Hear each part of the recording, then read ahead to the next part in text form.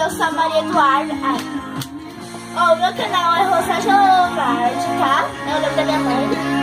E ela que está gravando nesse momento. Bom, eu tentei vários vídeos pra ver minha mãe pulando, só que deu pau. Aí vai mostrar só eu pulando.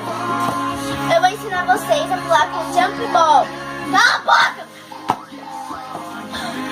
Eu tô sofrendo aqui com esse parafuso aqui. Tô soltando. Então, primeiro você precisa de um adulto forte, assim, que malha, sabe? Com pedra.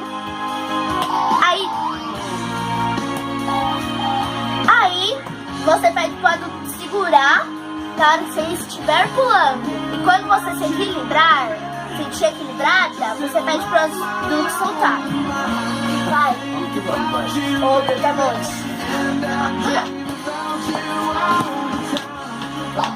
Me segura! Tá segurando?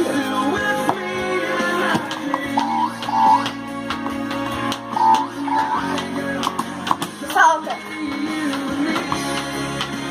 Viu? E olha que eu ganhei ontem. Então eu estou aprendendo agora.